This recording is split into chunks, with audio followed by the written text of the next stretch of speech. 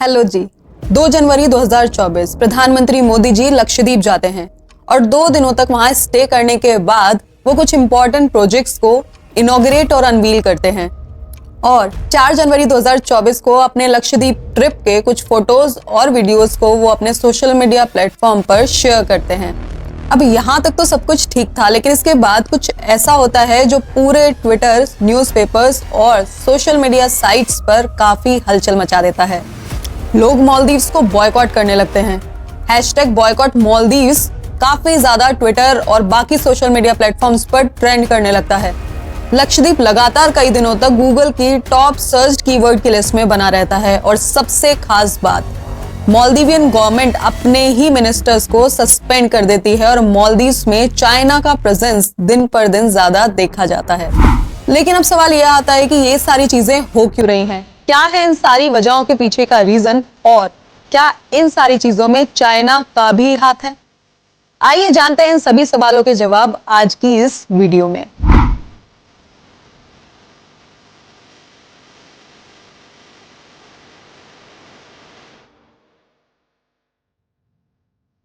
अब यहाँ एक चीज तो हम सबको बहुत अच्छे से पता है कि प्राइम मिनिस्टर मोदी जी कोई भी चीज बिना वजह नहीं करते और किसी भी जगह पर बिना वजह के नहीं जाते।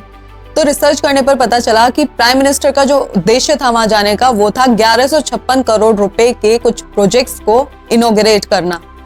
अब इस इनॉग्रेशन के कारण के साथ साथ एक और खास कारण भी था प्राइम मिनिस्टर के लक्षद्वीप जाने का, वो था लक्षद्वीप के टूरिज्म को प्रमोट करना और उसको ज्यादा से ज्यादा सपोर्ट करना।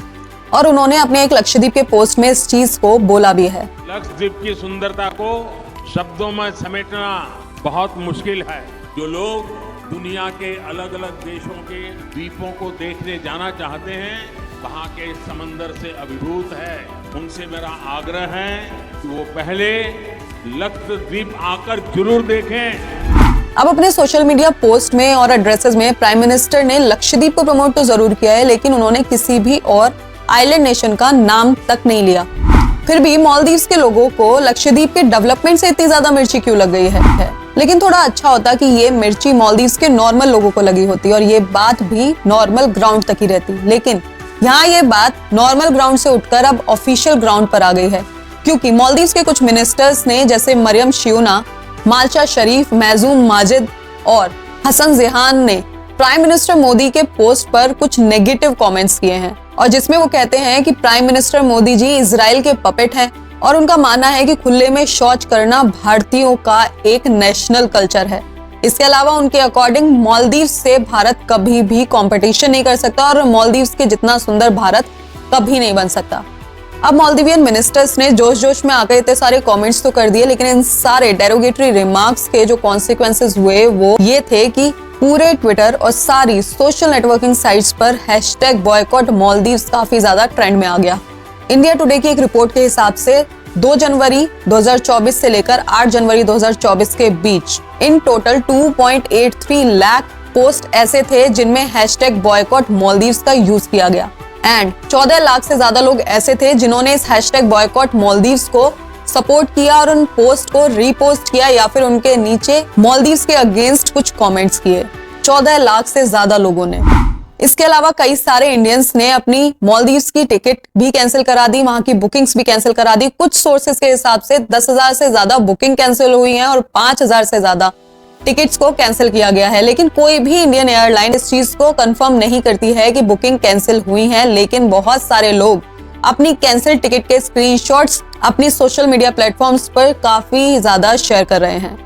और अब इंडियंस के इन सारे स्टेप्स का जो असर है वो मालदीव्स के टूरिज्म पर पड़ने वाला है, क्योंकि जितने भी टूरिस्ट मालदीव्स जाते हैं उसमें से सबसे ज्यादा लोग भारत से ही होते हैं। मालदीवियन टूरिज्म मिनिस्ट्री की रिपोर्ट के हिसाब से साल 2023 में टोटल 2.09 लाख टूरिस्ट सिर्फ और सिर्फ भारत से थे, जो कि सबसे बड़ा नंबर था टूरिस्ट का।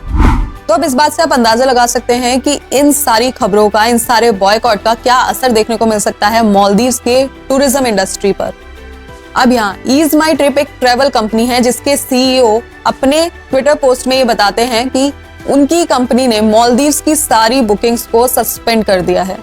अब जाहिर सी बात है कि इन सारी चीजों का मालदीवियन गवर्नमेंट पर भी एक अच्छा खासा प्रेशर क्रिएट हो जाता है और मालदीवियन गवर्नमेंट इस प्रेशर के रहते ही कहती है कि जितने भी रिमार्क्स मालदीवियन मिनिस्टर्स के द्वारा दिए गए हैं इसमें मालदीवियन गवर्नमेंट का कोई भी हाथ नहीं है, ये उन मिनिस्टर्स के पर्सनल रिमार्क्स हैं। एंड इस बात को प्रूव करने के लिए मालदीवियन गवर्नमेंट अपने 3 मिनिस्टर्स को जिन्होंने प्राइम मिनिस्टर के खिलाफ कुछ कमेंट्स किए थे, इन तीनों मिनिस्टर्स को मालदीवियन गवर्नमेंट के द्वारा सस्पेंड कर दिया जाता है।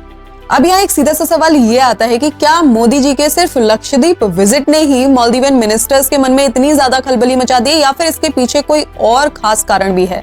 तो देखिए यहाँ ये बात बिल्कुल सही है, इसके पीछे एक और खास कारण है। वो खास कारण है मालदीव्स की पॉलिटिकल हिस्ट्री। साल 2013 में प्रोग्रेसिव पार्टी ऑफ मालदीव्स के लीडर अब्दुल गयूम मालदीव्स के प्रेसिडेंट बनते हैं और उनका झुकाव बहुत हद तक चीन की तरफ था। वो एक प्रो चाइनीज प्रेसिडेंट थे, जिससे वो भारत के साथ हुई मालदीव्स की कुछ पिछली डील्स को कैंसिल करने के और भारतीय ट्रूप्स को मालदीव्स से बाहर करने के पूरी तरह से समर्थन में थे। साल 2010 में भारत ने मालदीव्स को 2 हेलीकॉप्टर्स गिफ्ट किए थे, जिसके साथ में ये डील की गई थी कि उन हेलीकॉप्टर्स का जो ऑपरेशन एंड मेंटेनेंस का काम होगा वो भारतीय पर्सोनल ही करेंगे, मतलब इंडियन मिलिट्री पर्सोनल ही अपने उन एयरक्राफ्ट्स का, उन हेलीकॉप्टर्स का मेंटेनेंस और ऑपरेशन का काम करेंगे, जिसकी वजह से कुछ इंडियन पर्सोनल मालदीव्स में रह रहे थे। मालदीव्स में उस वक्त के राष्ट्रपति का यह मानना था कि भारत अपनी सेना को मालदीव्स के ऊपर थोप रहा है, जिससे मालदीव्स की सोवरेनिटी को खतरा है, और जिस वजह से वो ये गिफ्ट किए हुए हेलीकॉप्टर्स को और इंडियन मिलिट्री पर्सोनल को वापस बुलाने की मांग भी करने लगा। लेकिन कुछ टाइम के बाद सरकार बदल गई। 2018 में मालदीव्स में नए राष्ट्रपति बने इब्राहिम मोहम्मद सोलिह, जो एक प्रो हिंदू लीडर थे। उनका झुकाव भारत की तरफ काफी ज्यादा था, क्योंकि उनको इस सच्चाई का पता था कि कभी भी किसी भी परेशानी में सबसे पहला देश जो मालदीव्स की मदद कर सकता है वो भारत ही है, और भारत ने अब तक मालदीव्स का काफी सारी चीजों में साथ भी दिया है। उनके कार्यकाल में मालदीव्स और भारत के रिश्ते काफी ज्यादा मजबूत भी हुए थे, लेकिन पिछले राष्ट्रपति अब्दुल गयूम के जितने भी समर्थक थे वो अभी भी इंडिया के खिलाफ और भी ज्यादा हो गए थे और एंटी इंडिया प्रोटेस्ट करने लग रहे थे। और इस एंटी इंडिया कैंपेन को जो व्यक्ति लीड कर रहे थे, उन्होंने आगे जाकर 2023 का प्रेसिडेंट इलेक्शन भी लड़ा और फाइनली वो प्रेसिडेंट इलेक्शन जीत भी गए, जिनका नाम है मोहम्मद मुइज़ू। और मुइज़ू के प्रेसिडेंट बनने के तुरंत बाद से ही मुइज़ू फिर से इंडियन मिलिट्री पर्सोनल को मालदीव से बाहर भेजने की मांग करने लगे, क्योंकि उनके according Indian military personnel Maldives के लिए और मालदीव की सोवरेनिटी के लिए काफी ज्यादा खतरे का कारण बन सकते हैं। और आपको ये जानकर हैरानी होगी कि कितने मिलिट्री पर्सोनल से मालदीवियन गवर्नमेंट को खतरा महसूस हो रहा है अपने देश में। टोटल मिलाकर द हिंदू की रिपोर्ट के हिसाब से आज की डेट में 77 इंडियन मिलिट्री पर्सोनल मालदीव्स के अंदर हैं, जो कि सिर्फ और सिर्फ उन हेलीकॉप्टर्स और बाकी गिफ्ट किए हुए एयरक्राफ्ट्स की मेंटेनेंस और ऑपरेशंस के लिए वहां पर भेजे गए हैं। अब ऐसे में मोदी जी का लक्षद्वीप जाना, वहां पे डेवलपमेंट प्रोजेक्ट्स को इनॉग्रेट करना, लक्षद्वीप में टूरिज्म को बढ़ावा देना, अपने फोटोज और वीडियोस को सोशल मीडिया प्लेटफॉर्म पर शेयर करना और लक्षद्वीप का गूगल की टॉप सर्च लिस्ट में आना, इन सभी चीजों की बौखलाहट एक तरीके से मालदीवियन मिनिस्टर्स के मन में थी, जो उनके कमेंट्स में साफ दिखी। अब इस पूरी स्टोरी में एंट्री होती है चाइना की। चाइना इस पूरी स्टोरी में वैसे तो डायरेक्टली कहीं भी इन्वॉल्व नहीं है, लेकिन रिसर्च के हिसाब से बताया जाता है कि चाइना का जो प्रेजेंस है वो पिछले कुछ टाइम से मालदीव्स में काफी ज्यादा देखने को मिला है, क्योंकि चाइना का जो एक इनिशिएटिव है उसके अंदर उसको पूरे इंडियन ओशन पर अपनी एक पकड़ बनाकर रखनी है, जिसके लिए मालदीव्स एक बहुत ही इंपॉर्टेंट डेस्टिनेशन साबित हो सकता है। और जैसा कि चाइना का नेचर रहा है, वो हर छोटे नेशन के साथ में करता है, उसने मालदीव्स के साथ में भी वही स्ट्रैटेजी को अपनाया है।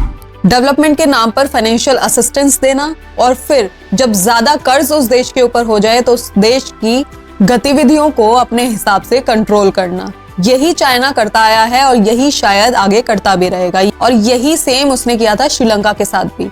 और यहाँ इंटरनेशनल मॉनेटरी फंड के अकॉर्डिंग मालदीव्स के पास जितना भी डेट है बाहर की कंट्रीज से, उसमें से 20% सिर्फ और सिर्फ चाइना से है। $1.3 बिलियन का कर्ज अब तक मालदीव्स के ऊपर सिर्फ और सिर्फ चाइना से आया हुआ है। और यहाँ मिस्टर प्रभात चतुर्वेदी, जो कि नाफा के CEO हैं, वो भी इस बात को सपोर्ट करते हैं कि मालदीव्स को श्रीलंका से कहीं ना कहीं एक सबक लेना चाहिए। जिस तरीके से चाइना ने श्रीलंका के साथ में गेम खेला, वही गेम वो इस बार मालदीव्स के साथ में खेलने जा रहा है। और यहाँ काफी सारे लोग इस बात को सपोर्ट भी करते हैं कि जितने रिलेशन खराब हुए हैं भारत और मालदीव्स के बीच, वो मोहम्मद मुइज़्ज़ू की सरकार बनने के बाद ही हुए हैं।